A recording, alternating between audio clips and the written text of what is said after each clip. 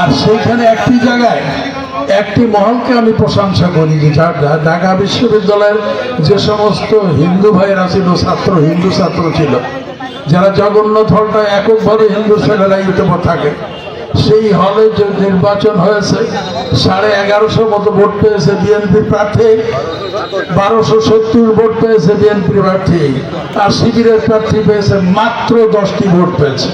ফলে এদেশের হিন্দু ভাইয়েরা জামাত এবং জামাতের অঙ্গ সংগঠনের সাথে কখনো একত্রতা ঘোষণা করে নাই, আজও করবে না, ভবিষ্যতেও করবে না, এই বিশ্বাসটা আমাদের কাছে রয়ে গেছে। ভাইয়েরা, যদি আজকে দেশের হিন্দু ভাইয়েরা আমাদের সাথে থাকতেছে, লক্ষ্য করতেছে, রয়ে গেছে, হিন্দুদের উপরে অত্যাচার কখনো বাংলাদেশ জাতীয়তাবাদী দল করে নাই, কোনো মন্দির ধ্বংস করে নাই, কোনো হিন্দুর প্রতি আমাদের হিংসা নাই। আমরা সকলকে আমাদের দেশের ভাই, আমাদের সমপর্যায়ের ভাই মনে করি। আমরা হিন্দুদেরকে সংখ্যালঘু বলি না, আমরা বলি বাংলাদেশি, এবং ওনারাও আমাদের সাথে বাংলাদেশি।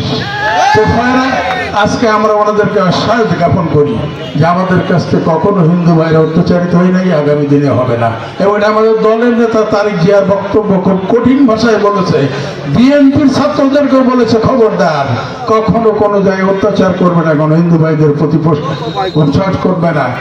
কেজি ভাইরা, সময় অতি সংক্ষেপ হয়ে গেছে, যে কারণে বক্তব্য লম্বা চড়া দেওয়া সম্ভব হবে না, আরো ভবিষ্যতে দেখা হবে।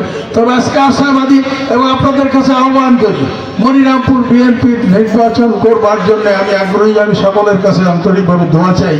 পাশাপাশি আমার ছোট ভাই সৈনিক ভালো প্রার্থী হিসেবে আমার সাথে দোয়া চাই। তো একটি বক্তব্য, রাজনীতি করি বাংলাদেশ জাতীয়তাবাদী দল, প্রতীক ধানের শীষ। আগামী নির্বাচনে সেই জাতীয়তাবাদী দল এবং ধানের শীষের বিজয় চাই। প্রার্থী